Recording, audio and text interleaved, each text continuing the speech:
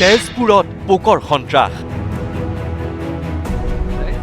গাত পোক উঠিছে, তলৰ পৰাও ধৰক উঠে, আকৌ এনেকে যদি ৰখি থাকো বাঁহৰ তলত ওপৰৰ পৰা বৰষুণৰ টোপাল পৰা দি পোকখিনি পৰি থাকে, গোটেই বীজ মানে কামোৰাটো নহয়, মানে গাটো বীজ বিজে খজুৱাই হয়। পোকৰ উপদ্ৰৱত ঘৰ বাৰী এৰি পলাইছে গাঁওবাসী। আজি আপোনাৰ 5 দিন ধৰি আমি থাকিবই পৰা নাই ভালকৈ। ভাত খাব গ'লেও বৰষুণ পৰা দি পৰে। ঘৰৰ ভিতৰত পাকঘৰটো এতিয়া পানীও খাব নোৱাৰো, এই দমকলৰ পানীও খাব নোৱাৰো, দমকলৰ ভিতৰতো সোমাই আছে। ঘৰৰ ভিতৰে বাহিৰে কেৱল পোক আৰু পোক। জিলা কৃষি বিভাগ উপস্থিত হৈ হাতে কামে লাগিছে পৰিস্থিতি নিয়ন্ত্ৰণৰ বাবে।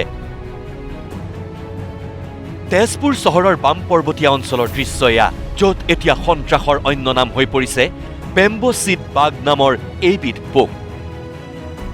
গাঁওখনৰ এঘৰ লোকৰ বাৰীৰ এজোপা বাঁহ ফুলাৰ পিছতে গাঁওখনত আৰম্ভ হ'ল এই পোকৰ সন্ত্ৰাস।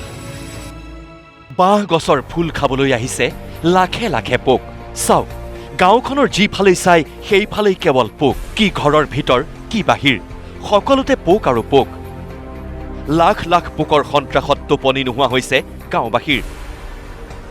খাব পৰা নাই ভাতকে ধৰি যিকোনো খাদ্য। পোকৰ উপদ্ৰৱত ৰাতি শুব নোৱাৰে ৰাইজ। পানীৰ প্ৰয়োজনত দমকল মাৰিলেও ওলায় কেৱল পোক। নিজৰ ঘৰ বাৰী এৰি আনৰ আশ্ৰয়ত থাকিবলগীয়া হৈছে গাঁওখনৰ কেইবাটাও পৰিয়াল। চাৰিদিনৰ পৰা আমি না ভাত পানী না শুব পাৰিছোঁ, না ক'ৰবাত লোকৰ ঘৰত খাওঁ, লোকৰ ঘৰত শুবলৈ যাওঁ। তো আমি দেখা গৈছে যে বাঁহৰ ফুলৰ পৰা হৈছে বুলি গম পাইছোঁ, আৰু বাঁহৰ ফুলৰ পৰাতে পৰি আছে, ঢেৰ আছে। আপোনাৰ পথাৰ চথাৰ এইবিলাক গোটেই আমি স্প্ৰে মাৰি আছোঁ, তথাপিও থাকিব পৰা নাই, খাব পৰা নাই। ভাতত কাঁহীত পৰে, ওপৰত বিচনাত শুব নোৱাৰে, বিচনাটো বগায়। ছোৱালী কাণত সোমাই গৈছিলে যোৱাকালি, এতিয়া আইতাকৰ ঘৰত আছে। তো আপোনাৰ পানীটো থ'বও নোৱাৰোঁ, পানীটো আহি থাকে চবতে। আপোনাৰ দমকলতো পানী মাৰিলে পোক। আপোনাৰ এয়া শুব নোৱাৰোঁ, ৰাতি বহি থাকিব লাগে। কালি মেডিচিন আনি গোটেই মাৰিছে, আপোনাৰ জ্বলাইছে, তথাপি একেই। সন্ধিয়া লাগিলে পোকটো মানে কমি আহে, আকৌ ৰাতিপুৱা হ'লে বেছি হৈ যায়। পোকৰ সন্ত্ৰাসৰ খবৰ পোৱাৰ পিছতেই বাম পৰ্বতীয়াত উপস্থিত হ'ল তেজপুৰ জিলা কৃষি বিভাগ।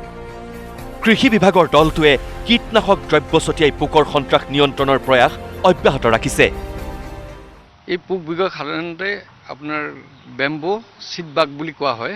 বেম্বো চিড বাগ এই সাধাৰণতে আমাৰ বাঁহ ফুলে, প্ৰত্যেকবাৰে ফুলে। এইটো 100 বা 120 বছৰৰ পিছত এজোপা বাঁহ গছ ফুলে। কিন্তু বাঁহ ফুলিলে আপোনাৰ নিগনিৰ উৎপাত হয়, আমি দেখিছোঁ মহামাৰী হয় বা হেৰি। কিন্তু এইবাৰ এই পোকবিধ আমাৰ এইখন গাঁৱত হৈছে। কৃষি বিভাগৰ সকলো বিষয়া আহিছোঁ, কৰ্মচাৰী আহিছোঁ। কিন্তু এই কাম কৰোঁতেও বিশেষভাৱে সাৱধান হ'বলগীয়া হৈছে কৃষি বিভাগ। কাৰণ কীটনাশক দ্ৰব্য ছটিওৱাৰ পিছত মৰা পোক ভক্ষণ কৰিলে বিপদ হ'ব আন পশু পক্ষীৰ। এই পোকখিনি আমি স্প্ৰে কৰি পেলাই কণ্ট্ৰল কৰিবলৈ চেষ্টা কৰিছোঁ, কিন্তু তাত দুটা কথা আছে। আমি গছত স্প্ৰে কৰিব নোৱাৰোঁ, কাৰণ আপুনি দেখিছে গছত শালিকা আৰু বেলেগ বেলেগ চৰাই বহি পোকখিনি কীট পতংগ খাই আছে, মৃত্যু হ'ব পাৰে, খাই আছে। সেইকাৰণে আমি খালি ঘৰৰ বাউণ্ডাৰীখিনিত এতিয়া স্প্ৰে কৰাৰ ব্যৱস্থা কৰিছোঁ। যিটো আপোনাৰ বাঁহৰ ফুল ফুলে, ফুলত আপোনাৰ চাউল থাকে, এই চাউলটো খাবলৈ আহে, মিঠা মিঠা পায়, সেই চাউলটো খাই পেলাই ওলাই আহে। কিন্তু মানুহক বিশেষ ধৰণৰ অপকাৰ নকৰে, নাকামোৰে। কিন্তু দেখিলে মানুহৰ ভয় লাগে আৰু দেখিলে গাটো বিজবিজাই যায়।